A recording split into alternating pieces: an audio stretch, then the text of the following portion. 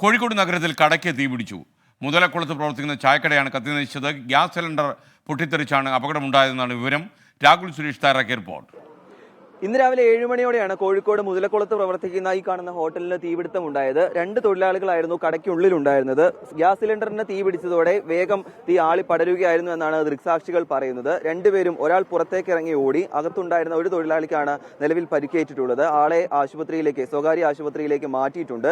ഈ ഹോട്ടൽ ഉൾപ്പെടെ സമീപത്തുണ്ടായിരുന്ന 3 കടകൾ പൂർണ്ണമായും കത്തി നശിച്ചിട്ടുണ്ട്. ഈ ഹോട്ടലിനകത്തുണ്ടായിരുന്ന സാധന സാമഗ്രികൾ ഉൾപ്പെടെ കത്തി നശിച്ചിട്ടുണ്ട്. ഈ ഗ്യാസ് സിലിണ്ടർ പൊട്ടിത്തെറിച്ചാണ് ഈ അപകടം ഉണ്ടായിരിക്കുന്നത് എന്നാണ് നമ്മൾ ഇവിടെ ഉണ്ടായിരുന്ന ആളുകൾ ഉൾപ്പെടെ പറയുന്നത്. ഇവിടെ ഉണ്ടായിരുന്ന ഗ്യാസ് സിലിണ്ടർ പൊട്ടിത്തെറിച്ചത് മൂലം ആ ഗ്യാസ് സിലിണ്ടർ തൊട്ടപ്പുറത്തുള്ള ആ കടയിൽ വരെ എത്തിയിട്ടുണ്ട്. അങ്ങനെ ഈ കടയ്ക്ക് ഓപ്പോസിറ്റുള്ള ആ കടയ്ക്കും ചെറിയ കേടുപാടുകൾ സംഭവിച്ചിട്ടുണ്ട്. രക്ഷാപ്രവർത്തനം വേഗത്തിൽ നടന്നതാണ് വലിയ അപകടം ഒഴിവാകാൻ കാരണമെന്നാണ് ഇവിടെ ഉണ്ടായിരുന്ന നാട്ടുകാർ ഉൾപ്പെടെ പറയുന്നത്. 2 ഫയർഫോഴ്സ് യൂണിറ്റുകൾ എത്തിയാണ് തീ പൂർണ്ണമായും അണച്ചിട്ടുള്ളത്. ഈ രക്ഷാപ്രവർത്തനം നടത്തിയ ഒരാൾ നമ്മളോടൊപ്പം ചേരുന്നുണ്ട്. ചേട്ടാ, എന്താണ് സംഭവിച്ചത്?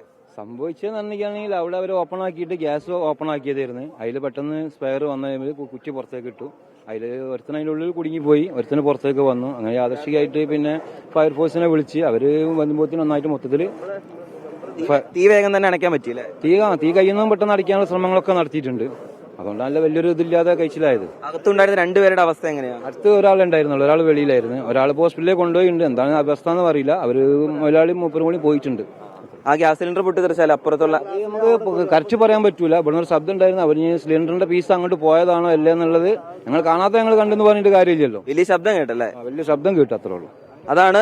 എന്തായാലും തീ വേഗം അണയ്ക്കാനായത് ആശ്വാസകരമാണ്. നിലവിൽ തീ പൂർണ്ണമായും അണച്ചിട്ടുണ്ട്.